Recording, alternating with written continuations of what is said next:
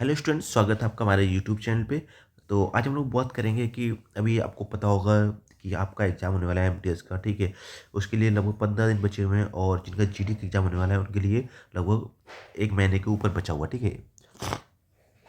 तो आखिरी टाइम पे हम लोग कन्फ्यूज़ रहते हैं कि हमें रिवाइज़ करना है या मॉक देना है, ठीक है। और रिवाइज़ करना है तो कैसे करना है, ठीक है। ये चीज़ें काफ़ी कन्फ्यूजन क्रिएट करती है हमारे माइंड में। तो उस चक्कर में हम पढ़ाई नहीं कर पाते प्रॉपर तरीके से। देखो, इस तो आपको ये चीज़ इम्पोर्टेंट काम तो करना ही करना है। क्या करना है भाई, कि आपको लास्ट टाइम पे मॉक ज़रूर देना है, ठीक है। और रिवाइज़ कैसे करना है ये मैं मॉक तो आपको ज़रूर देना है, ठीक है। मॉक इसलिए देना ज़रूरी है, आप अगर एक फुल टेस्ट दे दो, अगर फुल टेस्ट नहीं दे पा रहे हो तो आप सेक्शनल दे दो, ठीक है। मैथ का दे दिया, इंग्लिश का दे दिया या रीजनिंग का दे दिया, ठीक है।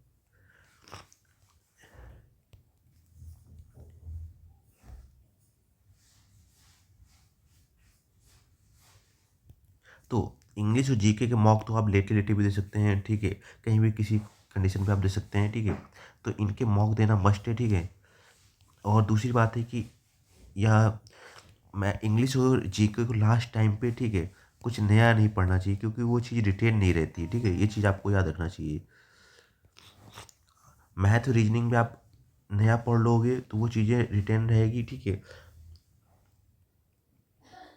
बट इसका आप नया चीज़ पढ़ते हैं, इसका आउटपुट आने के चांसेस बहुत कम होता है। तो कोशिश कीजिए जो आपने पढ़ा हुआ है ना, ठीक है, वही आप रिवाइज़ करो आप, ठीक है। नया मत पढ़ो, नया पढ़ने से आपको वो चीज़ें रिटेन नहीं रहेंगी। आपने जो पढ़ लिया ना उसको बहुत अच्छी तरह से 2-3 बार रिवाइज़ करो, कॉपी पे लिख-लिख के याद करो, ठीक है।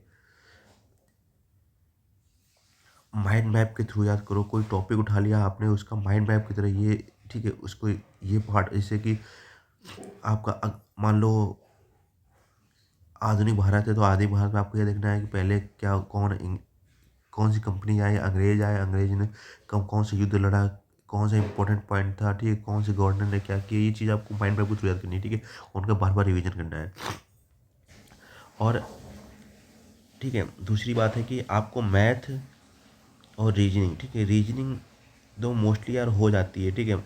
ठीक है। और लास्ट टाइम पे आपको मैथ में वही क्वेश्चन रिवाइज करने हैं जो जिनको लगता है कि आप नहीं कर पाए या आपको पहले भी उन क्वेश्चनों पे डाउट था, ठीक है। अब रिवाइज कैसे करना है, आपको क्या करना है ना, किसी एक दिन उठा लेना है मैथ, ठीक है। मान लो आज हमने उठा लिया मैथ, तो आज केवल मैथ ही पढ़ो आप, ठीक है।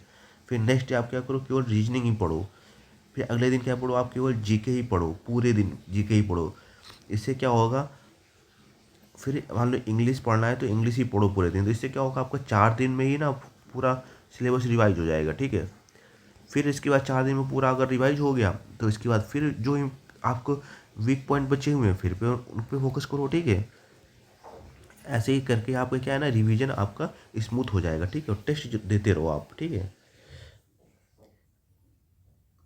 रीजनिंग जीके और इंग्लिश के टेस्ट देते रहो, इनको देने में मुश्किल से 5 या 10 मिनट का भी टाइम नहीं लगता है अगर दोनों को दोगे, ठीक है। मैथ रीजनिंग है, ठीक है। तो मैथ में तो कोशिश वो करो कि मॉक टेस्ट देने ज़्यादा फ़ायदा नहीं होता है आपको। लास्ट टाइम पे ये करना होता है कि जो क्वेश्चन पे आप फंस रहे हो, जिन क्वेश्चनों पे, ठीक है, वो आपको रिवाइज करने हैं, ठीक है, खुद से। टीचर नहीं कराएगा, ठीक है। आपको पता होता है आपकी कमजोरी क्या है, ये चीज़ आपको पता होती है, टीचर को नहीं पता होगी। तो आप उन्हीं क्वेश्चन का रिवाइज करो आखिरी टाइम पे जिन पे आने की आपको लग रहा है प्रोबेबिलिटी है, जो आपका वीक पॉइंट है, क्योंकि पेपर में वही क्वेश्चन आते हैं जो आपके वीक होते हैं, ठीक है। और मॉक टेस्ट देते रहो सेक्शनल, कभी कभी जब दे दो, ठीक है, क्योंकि इसमें भी ज़्यादा ज़्यादा आपको 10-15 मिनट लगेगा। और रीजनिंग में भी आपका 10 मिनट ही लगेगा, 10 से 12 मिनट, ठीक है। तो इनके मॉक टेस्ट देते रहो, जो टॉपिक आपका वीक लगे उसको अच्छी तरह से रिवाइज कर लो। अब ये नहीं कि अब रिवाइज भी करने का तरीका क्या है ना, जैसे कि आप ऐसा नहीं कि टाइम एंड वर्क में, ठीक है, आपका एक क्वेश्चन गलत हो गया तो आपने शुरू से उठाकर उसको रिवाइज करना शुरू कर दिया। नहीं भाई, शुरू से उठाकर रिवाइज करने की जरूरत नहीं है। जिस टाइप पे आपको गलत, जो टाइप आपको समझ में नहीं आया है, जो क्वेश्चन समझ में नहीं आ रहा है, या लगता है कि ये क्वेश्चन में फंस जाऊंगा, ये क्वेश्चन मेरे को नहीं आएगा, तो उन क्वेश्चन को रिवाइज करो। पूरा टॉपिक रिवाइज करने की जरूरत नहीं है, ये चीज़ समझिए आप। आपको केवल वही चीज़ें रिवाइज करनी है लास्ट टाइम पे जो आपको लग रहा है कि इस क्वेश्चन पे या इस टॉपिक पे, इस कॉन्सेप्ट पे मैं फंस सकता हूँ, तो उनको रिवाइज करो, ठीक है। आपको समझ में आओगे अगर रिवीजन स्ट्रेटजी वगैरह, ठीक है। तो उम्मीद है कि आपको लिए हेल्पफुल होगा। और हम लोग कोशिश कर रहे हैं कि आपके लिए, ठीक है, रिवीजन बैच लेके आएँ ताकि आपका सारा कुछ रिवीजन हो जाए, ठीक है। हो सकता है आपको आज लाइव क्लासेस मिल जाए रात में, ठीक है।